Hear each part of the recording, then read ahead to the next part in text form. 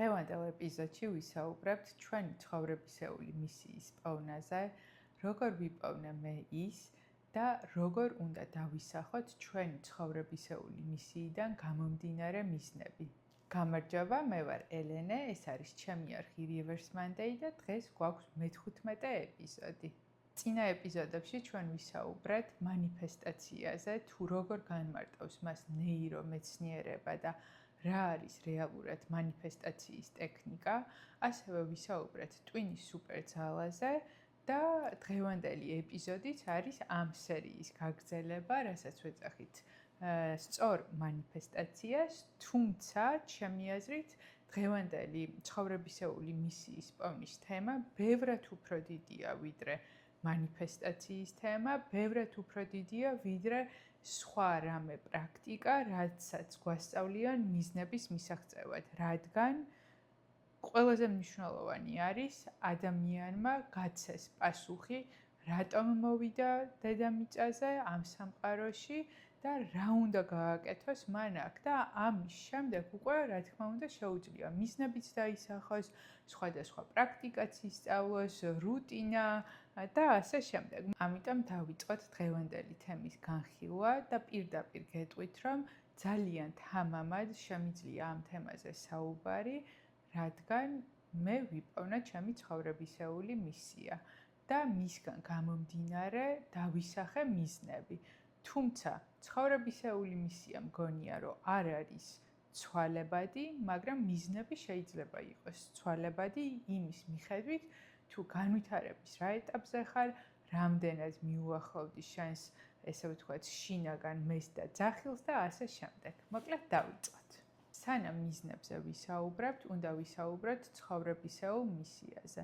ცხოვრებისეული მისია ჩემთვის არის და ზოგადად არის ერთი მთელი, ანუ რის გამოც ჩვენ აქ ვართ და მიზნები არის მისი პატარა შემადგენელი ნაწილები. ესე ვთქვათ, საშუალება, რომ ჩვენ ვიცხოვროთ ჩვენი ცხოვრებისეული მისიის მიხედვით. ცხოვრების სხვადასხვა ეტაპზე, ხანდახან უფრო მძაფრად, ხანდახან ნაკლებად, სულ მაჭუხებდა ეს კითხვები, რომ აი რისთვის დავიბადა, ნეტავ იმისთვის დავიბადა, რომ მუდმივად ამ ციკლში ვიყო, რომ ახალ სამსახურს ვეძებდე, შემდეგ ვითხოვდე ახალ პოზიციაზე გადაყვანას, დაწინაურებას, ხელფას მიმატებდნენ. ანუ რა არის ის სარგებელი, რაც ჩემს საქმიანობას მოაქვს. ის რომ სხვადასხვა კომპანიის დამფუძნებლები თავშვიდად გრძნობდნენ, ელენე კარგი კორპორატიული იურისტია და ხელშეკრულების შედგენისას არ დაუშვებს შეცდომას, ან მაგალითად ის, რომ დაიცავს ჩვენს ინტერესებს შეხვედრაზე.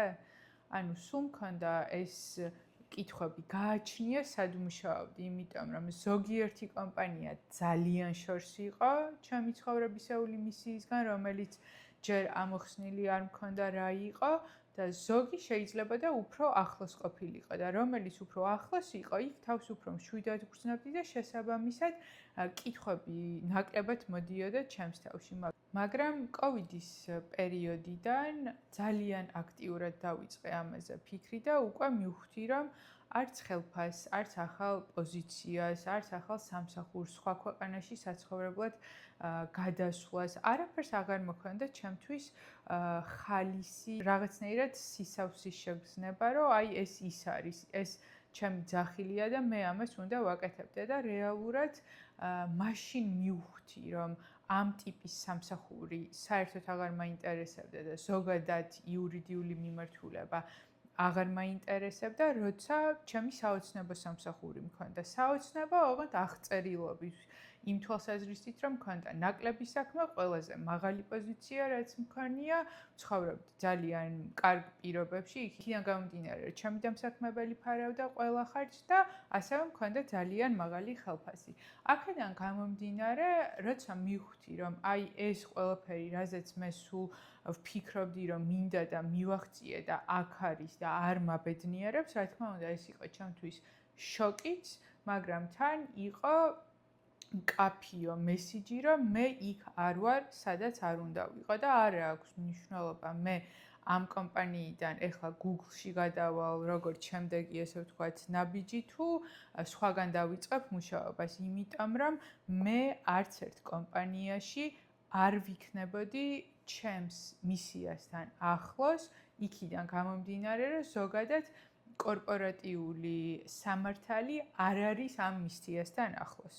თქმა უნდა, მუშაობის დროს უკვე ვფიქრობდი, რა არის ეს ჩემი ძახილი და რა არის ეს ხმა, რას მეუბნება, რით ვერ გამაგებინა, რა უნდა, მაგრამ სამსახურიდან რაც წამოვედი, წელიწად ნახევარი მართლა გულწრფელად ვუტრიალე ამ თემას და რაღაცნაირად, აი მართლა ვამბობ, არსად არ მინახავს, რომ მაინც და მაინც ეს კითხვები დასვით, ან ვინმეს რჩევა ყოფილიყო, ან არ ვიცი, სადმე მომესმინა, ან წამეკითხა, აი ეს სამი კითხვა ნელ-ნელა ეტაპობრივად შემოდიოდა ჩემს ცხოვრებაში და მიტრიალებდა სულ თავში. და რაღაცნაირად ჩემი ფორმულა არის, როგორ შეიძლება ადამიანმა გასცეს პასუხი კითხვას, რატომ მოვედი და რა უნდა ვაკეთო. პირველი ესე ვთქვათ, კითხვა მოცემულობა, რასაც საკუთარ თავს ვეუბნებოდი, იყო შემდეგი. ელენე, ჩათვალე, რომ ყველაფერი გაქვს ცხოვრებაში, რაც გინდა, გდომებია, მომავალში გაქვს მიზნად დასახული, ყველა მიმართულებით, ოღონდ მარტო მატერიალური არა, არამატერიალური. აი, სულ ყველაფერი გაქვს, რას გააკეთებ? აი, ყველაფერი გაქვს და ინტერესი რაში გაქვს? ფული აღარ გჭირდება, კონტაქტები არ გჭირდება, ურთიერთობები არ გჭირდება, ოჯახის წევრები კარგად არიან.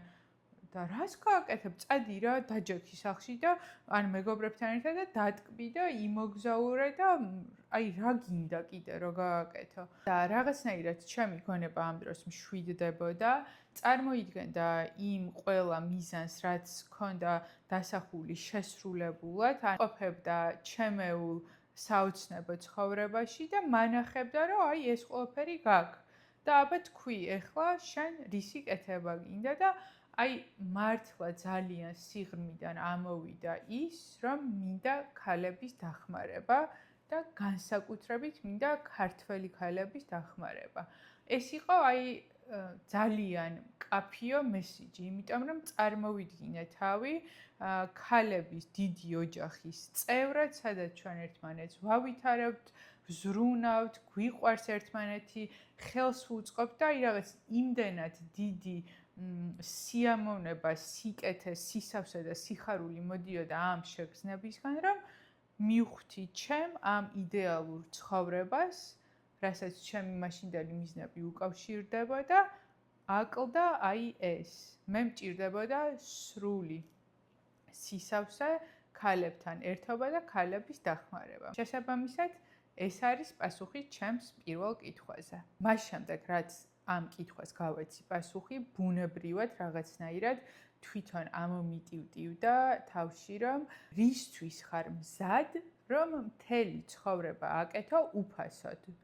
ოღონდ ეს არ ნიშნავს იქვე მითხრა ჩემმა თავმა, რომ უფასოდ უნდა აკეთო. უბრალოდ რა არის ის, რისგანაც შენ შინაგანად იმდენად დიდ სიამოვნებას და ესე ვთქვათ, სრულყოფილების შეგრძნებას იღებ, რომ აღარ გჭირდება გარეგანი ჯილდოები, ბონუსი, ხელფასის მატება, სხვადასხვა ბენეფიტი, კარგი დაწყვეტა. აი ამის გარეშე, ანუ შინაგანი ხმა მეუბნებოდა, რომ ამ კითხვას გაეცი პასუხი შიშის გარეშე, იმიტომ რომ შენ უკვე პირველი დაშვება გააკეთე, რომ ყველაფერი გაქვს, შენ უიფიქრებ ფულზე და ფინანსებზე, ეგ ყველაფერი გაქვს.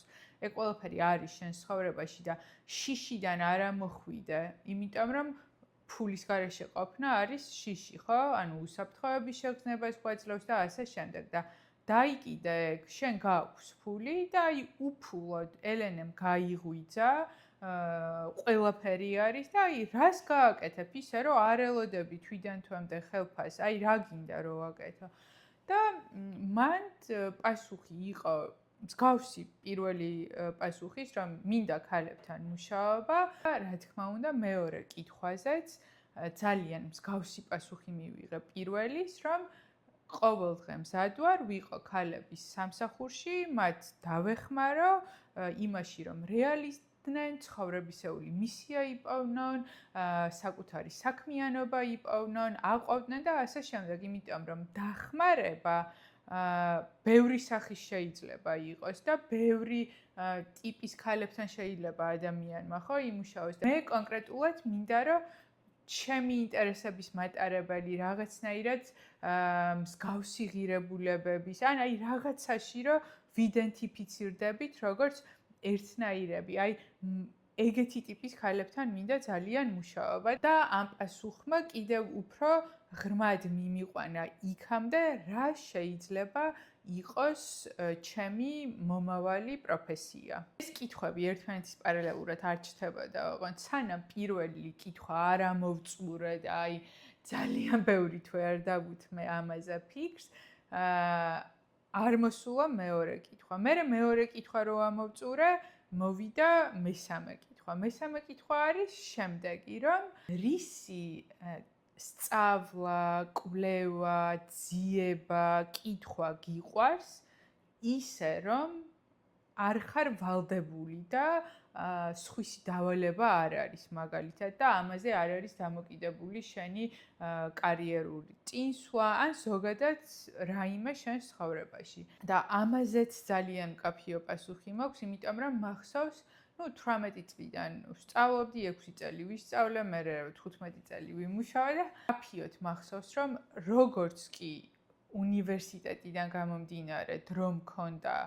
რამე წამეკითხა, ან რამესთვის მომესმინა და შემდეგ სამსახურებში ეს იყო ფსიქოლოგია, ნეირომეცნიერება, ფილოსოფია, ფსიქიატრია. აი ამ 4 თემით ვიყავი მუდმივად მოცული და არასდროს არ დამიკარგავს ინტერესი პირიქით, აი ვიძირებოდი, როცა რო შევადარო რა საგნებსაც მე ვსწავლობდი სამართალზე, ბაკალავრზე და მაგისტრატურაზე, აი იძულებით ვსწავლობდი, იმიტომ ვსწავლობდი, რომ ძალიან პასუხისმგებლიანი ვიყავი, კონკურენტუნარიანი ვიყავი, წინსვლა მინდოდა და ზოგადად ეს კარგი სწავლა ჩემი ცხოვრების ნაწილი იყო და მინდოდა კარგი კარიერა და ამბიციები მქონდა. ანუ გარეთა мотиваცია მქონდა, შინაგანი мотиваცია აბსოლუტურად არ მქონდა და როგორც კი შინაგანი мотиваციაც არ ქვია, შინაგანი მოთხოვნილება არ მქონდა ამის და როგორც კი თავისუფალი დრო მქონდა, ყოველთვის ვკითხულობდი ამ თემებზე და ჩემს წიგნებსაც რომ გადახედოთ, ერთი წიგნი არ მაქვს გამოწერილი იურისპრუდენციასთან დაკავშირებული. მხოლოდ იმ წიგნებით ვიყავი შემოსაზღვრული, რაც ჭირდებოდა, ესე ვთქვათ, სწავლას და ნიშნებს. და დანარჩენი მთელი ჩემი ბიბლიოთეკა მხატვრული ლიტერატურის გარდა იყო, რა თქმა უნდა, ამ 4 თემის ირგვლივ. და იქიდან გამომდინარე, რომ ზოგადად ამ 4 თემას ჩემთვის და არა მარტო ჩემთვის ძალიან დიდი კვეთა აქვს, რა თქმა უნდა, ძალიან მკაფიო პასუხი მივიღე, რა არის ჩემი პროფესია და ცხოვრებისეული გზა და ძახილი და აი ეს ამ სამი კითხვის კომბინაციამ შეკრა სრული სურათი, გამოცემინა პასუხი იმაზე, რისთვის მოვედი ამ ქვეყანაზე და აქედან გამომდინარე დავიწყე უკვე მიზნების დასახვა და ძალიან დამეხმარა ეს, იმიტომ რომ ადრე წარმოიდგინეთ, როგორც უმრავლესობა ადამიანების, მე არ მქონდა პასუხი ცხოვრებისეულ მისიაზე და მქონდა ერთმანეთისგან დამოუკიდებელი მიზნები, რომელიც იყო გაფანტული, ვერ ხვდებოდი რატომ მინდოდა ეს, ან რატო არ მინდოდა ის,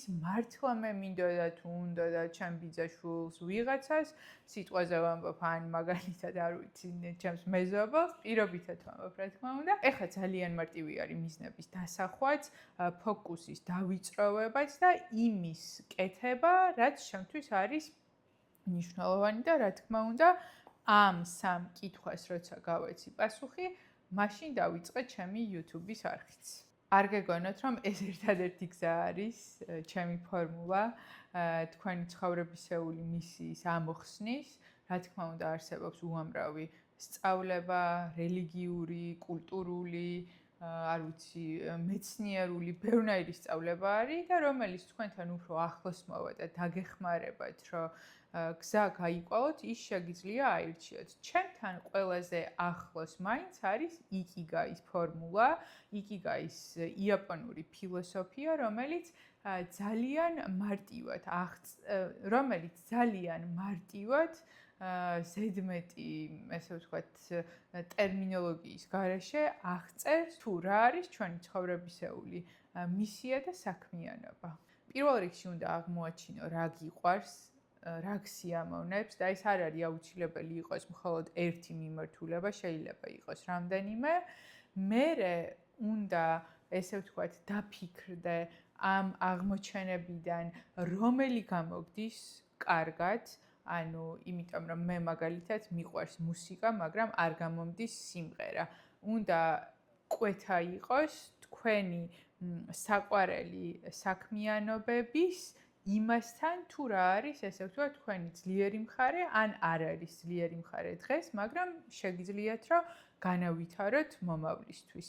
მესამე რაც უნდა გაითვალისწინოთ, თქვენი საყვარელი საქმიანობა რა გამოგდით ყველაზე კარგად, ამათი კომბინაცია ჭირდება თუ არა მსოფლიოს. ადამიანისთვის აუცილებელი არის, სავალდებულოც არის იმისთვის, რომ დღეგრძელი და კარგი ცხოვრება გქონდეს, აკეთოს საზოგადოებისთვის კარგი საქმე. შესაბამისად, მსოფლიოს საჭიროება უნდა განვარტოთ როგორც რაღაცაში დახმარება, რაღაცის გაუმჯობესება, ზოგადად კარგის ქმნა საზოგადოებისთვის და მეოთხე, რაშიც გადაგიხდიან ფულს, იმიტომ რომ ყველა ადამიანი იმსახურებს და ყველა ადამიანს აქვს უფლება, რომ ცხოვრობდეს მატერიალურად მდიდარი ცხოვრებით და რა თქმა უნდა არამატერიალურადაც ძალიან სავსე და კარგი ცხოვრებით. ამიტომ აი ამ 4 რაღაცის კომბინაციის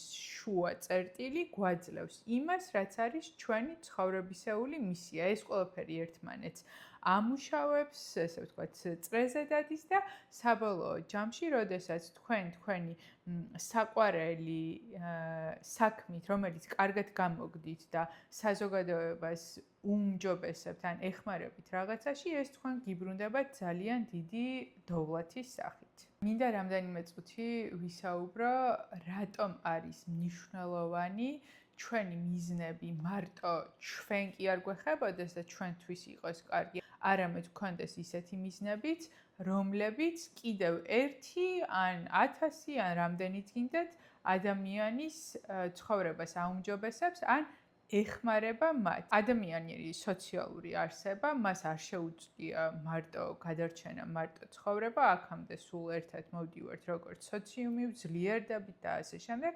შესაბამისად, ეს ჩვენ გენეტიკურ კოდში დევს, რომ რაღაცეები უნდა ვაკეთოთ სოციუმისთვის, ანუ უნდა გავაუმჯობესოთ სოციუმისთვის ცხოვრება, ან სხვადასხვა მიმართულებით, მოკლედ, რაიმე კარგით უნდა დაკავდეთ ისეთით, რომ ადამიანები თქვენ გარშემო იღებდნენ თქვენგან სარგებელს. ეხლა რა ხდება ნეირომეცნიერების დონეზე ამ დროს? ჩვენს ტვინში აქტიურდება ისეთი ზონები, რომელსაც ეძახიან დაჯილდოების ზონებს და როდესაც ჩვენ ვაკეთებთ კარგ საქმეს, ამისგან იმხელა სიამოვნებას ვიღებთ, რომ ენდორფინი, დოპამინი, ექსიტოცინი, ეს ყველაფერი გამოიყოფა თავისით ყველანაირი სტიმულატორის გარეშე და ჩვენ შინაგანად ვჯილდოვდებით და აი ადრე საერთოდ სიმართლე რომ გითხრათ, არ მესმოდა მოხალისეების განსაკუთრებულად აი მძიმე რეგიონებში რომ მიდიოდნენ და ამაში არც ხელფასს არ იღებდნენ და ნუ აი ესეთი ვფიქრობდი რომ დადრგუნულები არიან. სინამდვილეში იმით რომ ისინი საზოგადოებას ეხმარებიან, იმდენად აჯილდოვებენ თავს შიგნიდან, რომ არანაირი დანაკლისი აღარ აქვს და გარედან ვალიდაციებს აღარ საჭიროებს ეს შენი, ესე ვთქვათ, სასარგებლო შრომა. როგორც სტენფორდის მეცნიერები ამბობენ, რაც უფრო მეტ ადამიანს მოუდანთ სიკეთეს თქვენი საქმიანობით, მით უფრო დიდი იქნება თქვენი მატერიალური და არამატერიალური ჯილდოც. ამიტომ არ შეგეშინდეთ, დაისახეთ მიზნები, რომლებიც თქვენს გარდა სხვებისთვისაც კარგია. ეს არ ნიშნავს, რომ თქვენი პირადი კონკრეტული მიზნები არ გქონდეთ, მაგრამ შეგიძლიათ, რომ რაღაცნაირად გადაანაწილოთ, რომ თქვენ მიზნებთან ერთად სხვებისთვისაც აკეთოთ კარგი.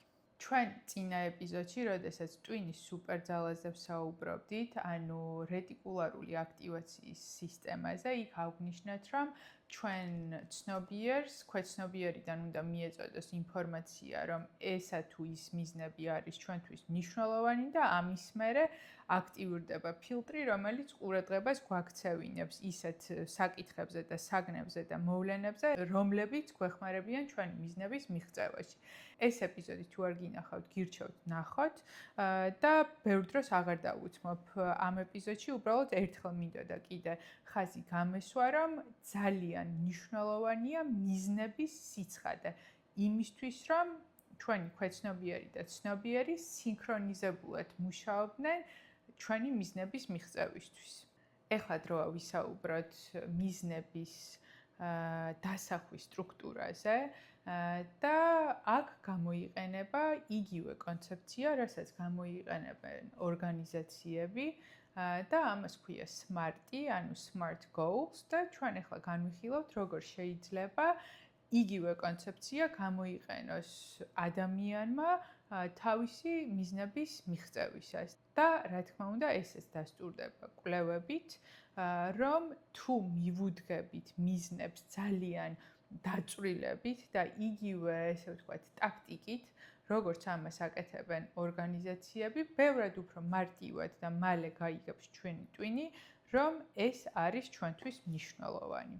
SMART, ანუ პირველი ასო S-ი, არის specific, კონკრეტული. მიზანი უნდა იყოს კონკრეტული. მაგალითად, მინდა ვიყო ჯანმრთელი. ეს არ არის კონკრეტული მიზანი და საერთოდ ჯანმრთელობის განმარტება სხვადასხვანაირია, ტვინისთვის ეს არის ძალიან დამაბნეველი. თქვენ უნდა განსაზღვროთ კონკრეტული ქმედებები და აღწერილობები, რაც მოგიტანთ თქვენ ჯანმრთელობას და მერე დააყოლოთ, რომ ჯანმრთელი ხართ. მაგალითად, ყოველ დღე დავდივარ 10,000 ნაბიჯს, კვირაში 3-ჯერ ვარჯიშობ წონებით, 2-ჯერ ვცურავ, ვიკვებები ჯანსაღად, არ ვიღებ გლუტენს და ასე შემდეგ. რა ეს უბრალოდ ვიძახი და მერე დააყოლოთ, რომ მე ვარ ჯანმრთელი. ანუ აი ამ ყველაფერს ვაკეთებ და შესაბამისად მე ვარ ჯანმრთელი. უკვე ტვინს მიეცით კონკრეტული დავალება, რაზე მობილიზდეს, რას მიაქციოს ყურადღება, რა მოგანდომოთ, რომ მოდი, აბა წამოდი პარკში გავისეირნოთ, ეგეთი ფიქრები წამოვანელნელა. უბრალოდ მე მინდა ვიყო ჯანმრთელი, სავარაუდოდ დაგვტოვებს ისევ სახლში, გასეირნების გარეშე და უმოძრაოდ. ამიტომ ყველა მიზანს მიეცით იმდენი კონკრეტიკა, რამდენიც შეგიძლიათ.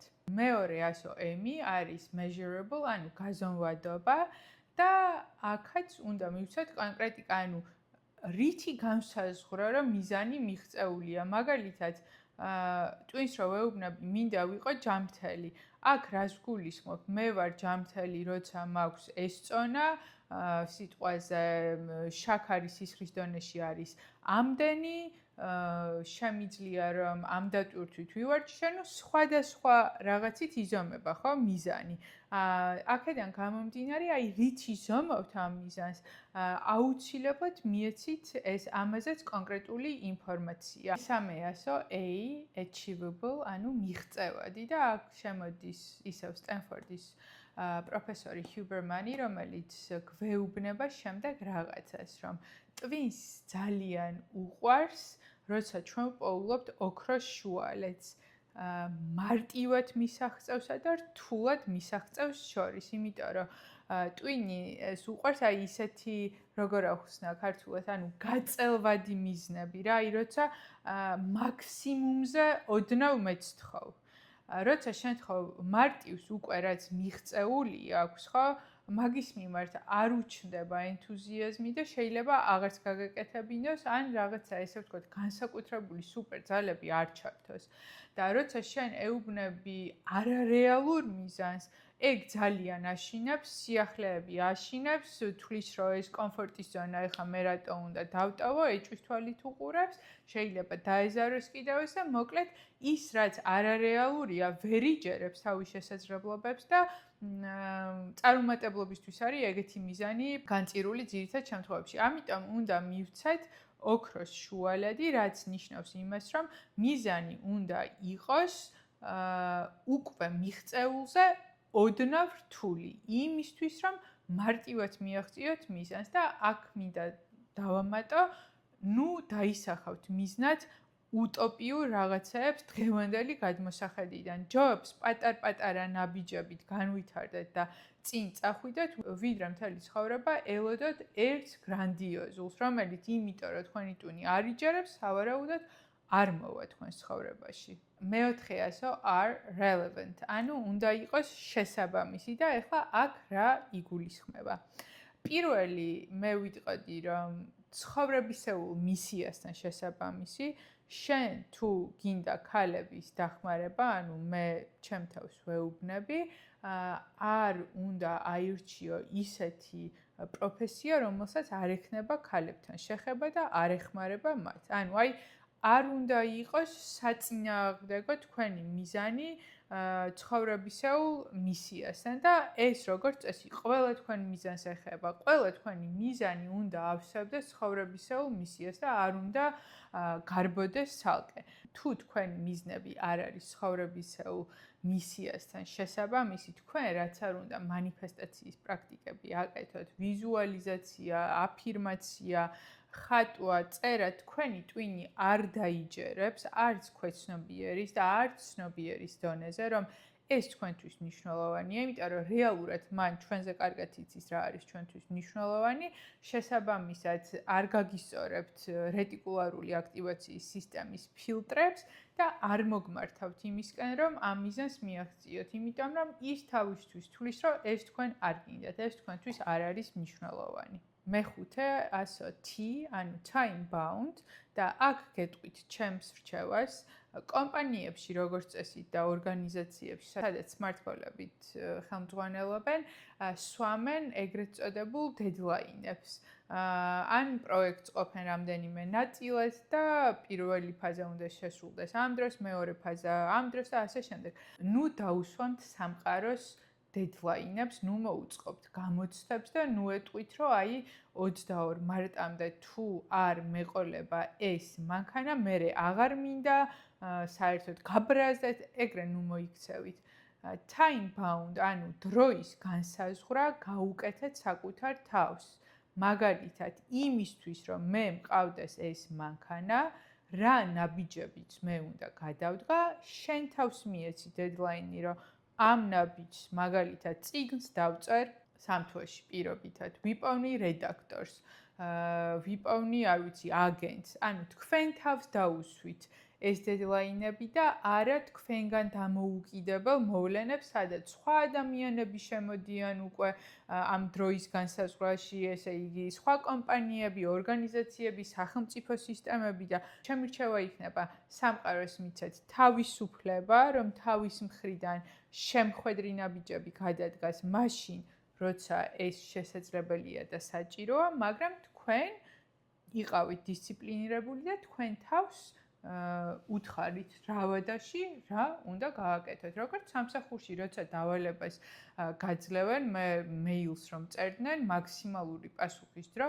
იყო მეილის მოსვლიდან 24 საათში. არ ქონდა მნიშვნელობა, ვინ წერდა, რას წერდა, რამ ხელმოცულობის, ესე ვთქვათ, დავალება იყო და პროექტი. აქედან გამომდინარე, მიუდექით თქვენ თავს დისციპლინირებულად და უთხარით, რომ ელენე, ეს უნდა გაკეთდეს ამ ვადაში, ეს უნდა გაკეთდეს იმ ვადაში და ნახავთ, რომ ყველა მხრიდან ყველაფერი ერთად იმუშავებს თქვენი მიზნებისთვის სასიკეთოდ.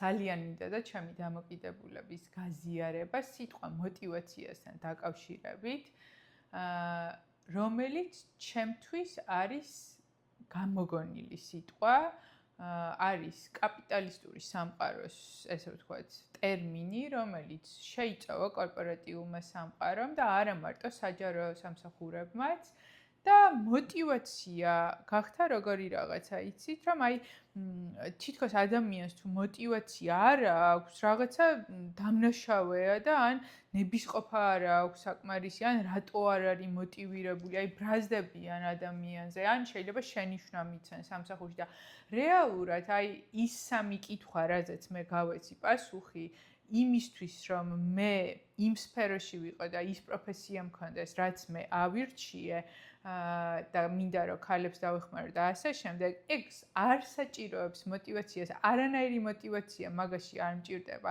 სამსახური როგორ არის, ხო?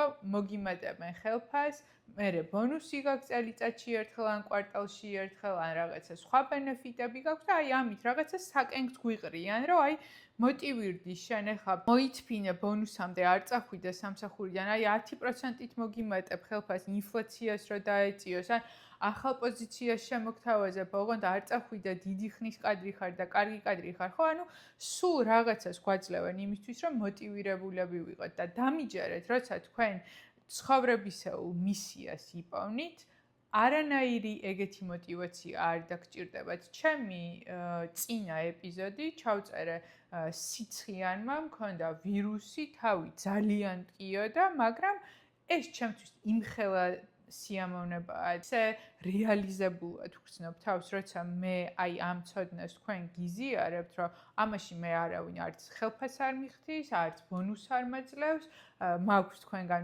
უკავშირი, რაც არის უდიდესი სიამოვნება და ეგ არის საკმარისი რეალურად, ნამდვილად. აქედან გამომდინარე, ჩვენ სიტყვა мотиваცია უნდა დავივიწყოთ საერთოდ, არ არსებობს мотиваცია ცხოვრებისეულ მისიით და როცა თქვენ ხართ დასაქმებული თქვენი ცხოვრებისეული მისიის მიმართულებით და სინქრონიზებული ხართ და ჰარმონიაში, ანუ თქვენი შინაგანი სურვილები, ქვეცნობიერის, ცნობიერის სინქრონიზდება და გარეთ გამოდის ისე, რომ აისახება თქვენს ქმედებებში და მიზნებში, არაფერი არ გჭირდებათ და როგორც მეცნიერები გვეუბნებიან, ტვინი მაგ დროს გამოყოფს ისეთ ჯილდოებს, ამ დოპამინი, ენდორფინი და სხვა ნივთიერებებს, რომ ადამიანი ძალიან ბედნიერი. აქედან გამომდინარე, უნდა ვიპოვნოთ ეგეთი საქმე და დარწმუნებული ვარ, რომ ყველა ვიქნებით ჩვენი საქმის ვარსკვლავები, ძალიან ბევრ ადამიანს დავეხმარებით და ძალიან დიდი შემოსავალი გვექნება და ყველაფერი იქნება ძალიან კარგად, თუ მივყვებით ჩვენს შინაგან ხმას. მე ამის გულწრფელად მჯერა და ყველას უსურვებ, რომ იპოვნოს, როცა კორპორატიული სამყაროს ამ ვირთხების ბოლოში ვიყავი ჩაბმული, ოღონდ ვირთხებს ადამიანებს არ ვეძახი სისტემას ზოგადად, რომ ეს კონკურენცია და უნდა გაასწრო ყველას, რომ დაწინაურდე და გადარჩე, მოკლედ ამაში როცა ვიყავი ჩართული, არანაირი რა თქმა უნდა ცხოვრებისეულ მისიის აღმოჩენაზე მანდ იყო ფიქრები, მაგრამ არ იყო კითხვები. და მახსოვს, რომ ჩემი მიზნები იყო სულ ფინანსები, კარიერა, სწავლა. ოღონდ სწავლაშიც რაღაც კონკრეტული მიმართულებები. დანარჩენი აი არაფერი არ მაინტერესებდა. აი ამ სამ რაღაცაზე ვიყავი კონცენტრირებული. მაგრამ მანდაც იყო ფიქრები, რომ აი ჩემ თანამშრომელს მაგალითად ჩემ დეპარტამენტში ვინც არის, მინდა რომ ამდენით მოუმატო ხელფასი. ანუ ეგეთი მიზნებიც მქონდა, რომ სხვებისთვისაც გამეუმჯობესებინა ის მიმართულებები, რაც ჩემთვის იყო მნიშვნელოვანი, მაგრამ ამ სამი მიმართულებით ვაღწევდი ყველაფერს და ვაკეთებდი რთულად, თუ მარტივად, თუ როგორ მოდიოდა ეს რაღაცაები ჩემ ცხოვრებაში, მაგრამ არასდროს არ მქონდა სისავსის შეგრძნება, ყოველთვის მქონდა დანაკლისის შეგრძნება და რომ ვფიქრობდი, რომ აი რა მაკლია, იმაზე მეტი მაქვს, ვიდრე დავგეგმე. აი რა მინდა კიდე, რა მინდა და აი აქ მინდა გითხრათ, რომ ძალიან მნიშვნელოვანია მიზნები იყოს დივერსიფიცირებული და დაფაროს თქვენი ცხოვრების ყველა ასპექტი იმისთვის, რომ ბედნიერები იყოთ, იმისთვის, რომ ცხოვრება გიხაროდეთ და იმედგაცრუების შეგრძნება არ გქონდეთ და სხვათა შორის ძალიან კარგი მაგალითი ვნახე, არ ვიცი ხა რამდენად გამომივა აღწერა, მაგრამ აი წარმოიდგინეთ, რომ ეს არის რაღაცა ბორბლის ესე ვთქვათ ნაწილები, ჯოხებისგან არის ეს ბორბალი აღებული და ეს არის ფინანსები. აი ეს სურვილი არის ფინანსები. ჩემი მიზნები იყოს სულ აქ. ეს იყოს ჯანმრთელობა, ეს იყოს ურთიერთობები, ეს იყოს დასვენება. აი როგორ წარმოგიდგენიათ ეს რო სულ ესე სავსე იყოს რა ფოტო ილუსტრაციასაც თუ ვიპოვნით ჩავსვა მაგრამ აი ესეთ წრეზე რო იყოს და ეს ერთი ფინანსები იყოს ეს ბორბალი თქვენი აზრით იტრიალებს არიტრიალებს და უფრო მეტიც ამ ფინანსებსაც გადატეხავს როცა შენ ჯანმრთელობაზე არ ზრუნავ, ურთიერთობებზე არ ზრუნავ, არ გაინტერესებს საკუთარი მენტალური ჯანმრთელობა, არ ვიცი, არ ვარჯიშობ და მარტო ფიქრობ აი ამაზე, რომ შენი ფინანსები და კარიერა, სხვა შორის ფინანსები და კარიერა ერთ კატეგორიაშია, ეს წავიდეს, ესეც გადაწყდება, ამის გარეშეც დარჩებით, ჯანმრთელობის გარეშეც დარჩებით და ხო ამბობენ ხოლმე, რომ ჯანმრთელობის გარეშე არაფერს სხვას არ აქვს ფასი. მე ამას ვეთანხმები და თან არ ვეთანხმები, იმიტომ რომ მარტო ჯანმრთელობის გარეშე არა, ბევრი რაღაცის გარეშე ჯანმრთელობასაც არ აქვს ფასი. ჩვენ ყველა მიმართულებით უნდა დავსახოთ მიზნები. იმის მიხედვით სად როგორ გვჭირდება, იმიტომ რომ ვიღაცა შეიძლება დღევანდელი მდგომარეობით უფრო განვითარებული ქონდეს ერთი მიმართულება ვიდრე მეორე და ამ მეორეს დაწევა ჭირდებოდეს იმასთან, მაგრამ ზოგადად ჩვენი ცხოვრების სურათი უნდა წარმოვიდგინოთ მთლიანი ყველაფრისგან, რისგანაც შედგება და ყველაფერში დავსახოთ მიზანი და ყველაფერი ვავითაროთ იმისთვის, რომ გქონდეს ერთიანი ბორბალი და ამ ბორბალმა შეასრულოს თავის ფუნქცია, ანუ ჩვენ ვიცხოვროთ ღირსეული, ბედნიერი, დოვლათიანი ცხოვრება. პატარა საშინაო დავალება, დაუსვით თქვენ თავს ის კითხვები, რაც მე დამეხმარა. თუ თქვენ არ დაგეხმარებათ, არც დაგაზიანებთ. პირველი არის, თუ ყველაფერი მექნებოდა, რას გავაკეთებდი მაინც სიამოვნებით. მეორე არის, რას გავაკეთებდი უფასოდ და დიდი სიამოვნებით და მესამე არის, რას ვსწავლობ, რას ვიკვლევ, რაში ვითარდები საკუთარი სურვილით და არა სხვების დახმარებით. სასურველია რომ რაღაცა დროის მანძილზე და არა მარტო მაგალითად დღეს რა მაინტერესებს. რა ესე ვთქვათ პატერნი დაყვება თქვენს ცხოვრებას. სულ ეს არის დავასრულეთ დღევანდელი ეპიზოდი.